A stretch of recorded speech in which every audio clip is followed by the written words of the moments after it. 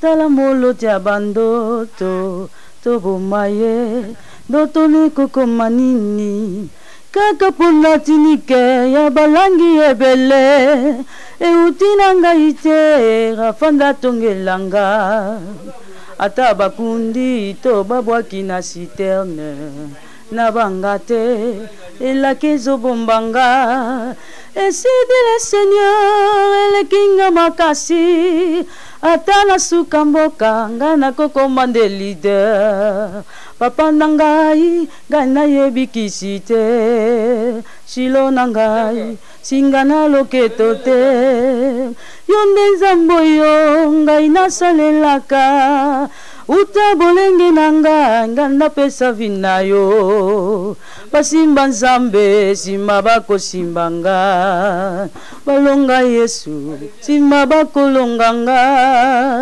bateka nyonso ezali l'essence fait oyo ya bomba ngai kombo na yesa bao te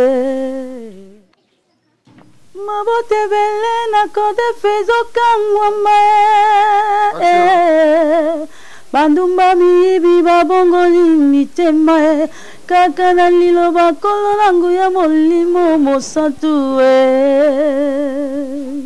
na tango mokenza masali makambo akokamwa elekeli mayele ya mokili na banguna balobaki tokopanzana lelo tobakisi ena na ngolu na nzambe nakobomba te nakopanza sango.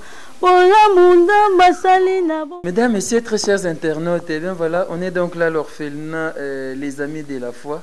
Là, je pense à maman Fifi Luzulu. Depuis la Suisse, on est à cet orphelinat, les amis de la foi. On est venu visiter ces enfants, pour ne pas dire seulement les orphelins. Vous savez, d'habitude, on arrive à faire ce genre de gestes. Là, je pense à Ariachou Lema.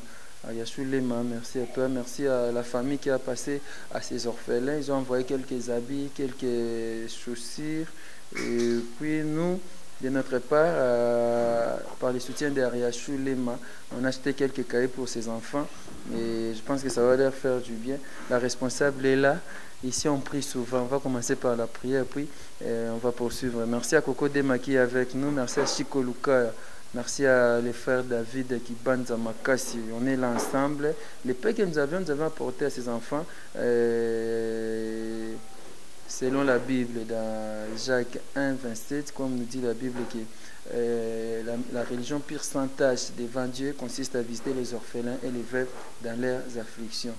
On ne doit pas affliger les orphelins, on doit leur apporter cette affection, leur apporter cette joie qu'ils ont toujours manqué. Et à chaque fois qu'on arrive dans ces genres des orphelinats, ces enfants sont joyeux, ils ont quand même cette joie. Donc on est là, poursuivons notre reportage.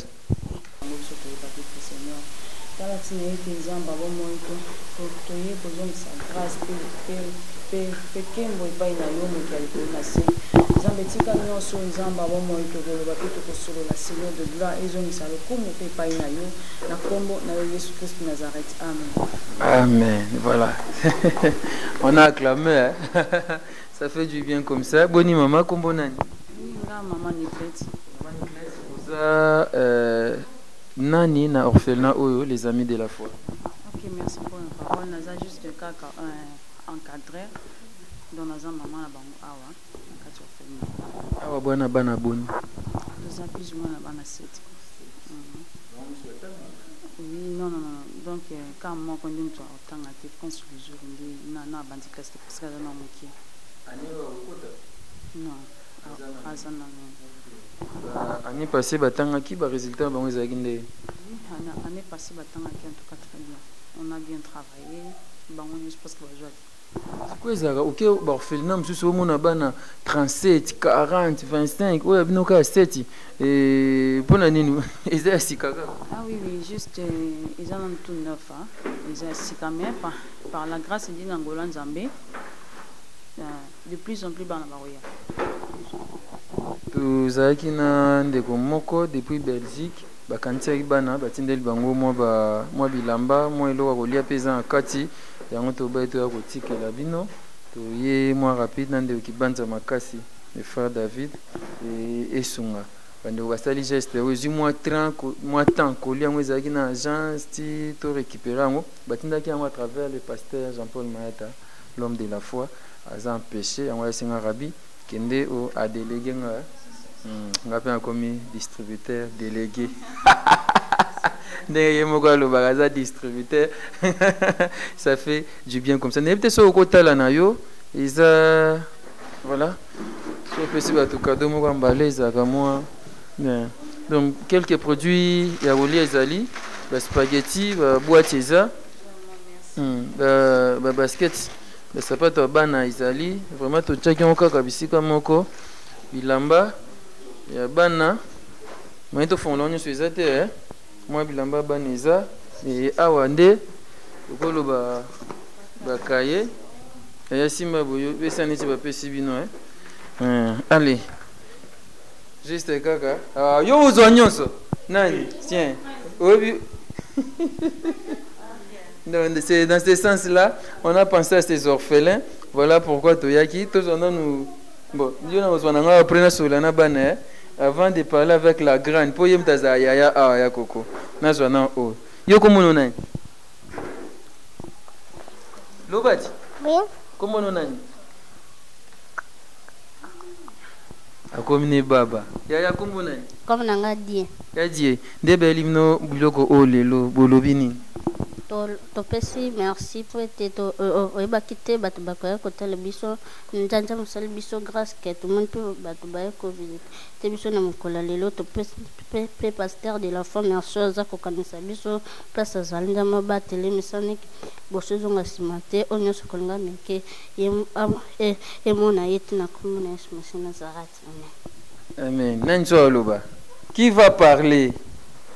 Ah, les amis de la foi, viens, tu vas parler. Allez, parle. Bonjour. Bonjour. Comment on a? Christian-Vie. Christian-Vie. Yo lobini de l'autre blog. La paix pasteur de la foi, merci. Et Sili, bon bateau batine de blog. Ma Belgique. La paix bon, merci. La paix bon, merci. Bon, ami bien, hein? Oui. Ok. Allez, ya Kadi, lève-toi alors. Tu vas parler. Toi, au moins, tu es la grande, non? Tu es déjà habitué avec ça. Allez, regarde la caméra. Bonjour.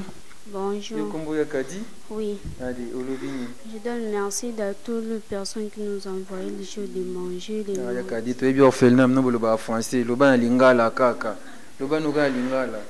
Na pesi bato ba otindela biso biloko merci na ndenge bakanisi biso toyeba ite ke na lundi oyo lelo bato bakopermettre na kotindela biso biloko kasi nzambe alola asimbi mitema bango mpona koyeba kotika biso biloko na pesi bango merci parce que ebele nzambe bomba mpe bango na sa maboko ne oyo nyonso ya bango na banga komeka bavi na bango balonga te na nkombo na yesu masiya nazareth amen mpona mafifi luzoi nzambe pe abomba bato nyonso ka oyo basungaka biso na mafifi pe luzoi. Voilà, donc c'est le nez ya orphelinat oyo yemtaza na bango nyonso ya koko ke mo mystique yemtaza na bango tout yaka di remettez je vous ai donné seulement comme kaka moi un symbole kaka tout ça ce qu'on a ya mama esaka bino nde ni so bato bazwa kovisite orphelinat bino. Oui, merci. En tout cas, normalement, ndako oyo eyambaka bapayate elaksada ke bilemba mabe. Donc, nde tosala eloko oyo tosalika presque une année et demie. Nzambe vraiment aza bien, nzambe aza bien. Donc bano bakufa nzala te bayeba donc depuis bazali bakotika mpo koyeba nzala te parce que tout le temps bato bayaka kovisite bilamba kolia na parlons même pas. Quand même na poste de soutien quelque part. Oui, bien sûr, parce que bon, on se soutient comment on va travailler. Oui, normalement vraiment. Il faut batanga parce que les bazans batangaka et c'est yo ngai Papa David, presque tout le monde, mais tout ça ne beaucoup peut à venir au lobby, ils ont malin. Et pour nous bandeko, batindi bilamba na bazan en Belgique, n'était quoi ça va en tout cas, bandeko baza en Belgique apesi bango merci nzamba lola nzamba israélien abosana te kokanisa bango de Jésus-Christ Nazareth donc nzamba bomoi akota na ma famille na mabota na bango Jésus-Christ Nazareth abaki na abaki mutu oyo akopambola mwana nzambe ngapi na kopambola ye donc nzamba bomoi akanisa bango de génération en génération. Merci beaucoup. Merci beaucoup. Je ne sais pas Jean-Noura David s'il va parler. Il ne veut pas parler. Voilà, les enfants, ils sont là, ils sont au nombre de 7, encadrés par cet orphelinat les amis de la foi. Comme j'avais dit, je pense à l'initiatrice, Maman Fifi Luzolo, qui nous suit depuis la Suisse. Et ce genre d'initiative, ils ont vraiment accepté par Nabiso Tolinaraboui. Bana Oyo, Baza encadré très bien. Vous allez m'excuser, je les appelle les orphelins parce que, bon, il fallait qu'on ait bien un bon bongo. Arrière, Choulouye, Estang, Rabi, Baka, Bana, ah, bon, yango. Boyo, ça fier, welcome. Et toi, il y a bango, ah ouais, et ça là, moi bien, tango, Baza, Kaboui. Et ça, nous bien sûr, tu vas être bien. Vous n'avez pas de bail à belé. Oui. Bon, tu m'as dit le mot. Ce fait battre baïté, ce battre baïté, nous bossons pelaga. Oui. Oh. Nous banes bade mukalinga. Ce fait battre même nous moi bilogo bilamba bakaye et ça gagne nous bien. Oui. Nous banes bade mukalinga. Ya ce que baninga bafani koto yoke fanda kuna. Yaka. Yes, au monde a siligi à lobby t'es fâché. Viens bébé. Maman pasteur. Ça va ya? Ça va. Vous siligi ni pour lobby t'es. Lobakas. Comment on est? Priscilla. Obini kasi ndeba tu yotabi no boyi bande ona Belgique batine no koliwa na yo lobini.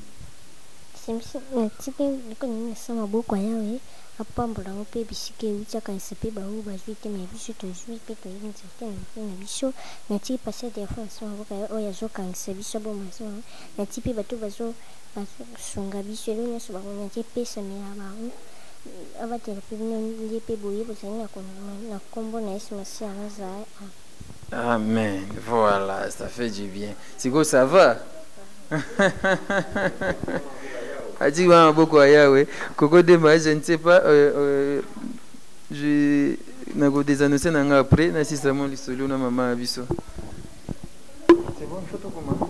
Lisolo nanga ya motema mokonzi na bakonzi likonzi nanga ya motuya éternel moche atana molili ya kufa osimbinga makasi nakubanga eloko te ngai wayo motema nange zolue motema nange zolue nazokoka te kokanga nazokoka te kozela oyo nozali Nzambe fidela bomoi nanga oyekokaki koyokisa ngai soni okamata olongola olingaka ngai liboso nalinga yo oyo lobi okokokisaka oyo laki okosalaka ngo yaya Yesu nanga yaya oh Yesu nanga yaya ngaye Yesu nanga yaya motema nange zolue motema nange zolue nazokoka te kokanga nazokoka te kozela oyo ndozali Nzambe fidela bomoi nanga motema nange zolue motema nange zolue nazokoka te kokanga nazokoka te kozela oyo ndozali Nzambe fidela bomoi nanga oyekokaki koyokisa ngai soni okamata olongola olingaka ngai liboso nalinga yo oyo lobi okokokisaka oyo laki okosalaka ngo yaya yesu na ngai. Si c'est difficile à les dire, on doit les dire, ils sont orphelins. Soutenons ces enfants. Vous qui avez ces moyens, vous qui avez l'envie ou le courage de faire un geste pour ces enfants, n'hésitez pas, faites ça, ça fera du bien et certainement Dieu vous bénira à travers ces genres de gestes. Merci à Ariachou Louye, merci à Papa Dominique qui est le mon homme Stakata, Fiston Bastien d'FB International, Agence Assure. Lévi Cyril Arsène Modabi, les garçons capables, je n'ai pas oublié. Walesa, Élisée Walesa, merci à toi. Merci à Maman Jeanne à Londres, Maman Isaac à Londres, merci à vous. Merci à tout le monde, à tous ceux qui soutiennent l'émission, tous ceux qui aiment Rabbi Mavinga, merci à vous tous.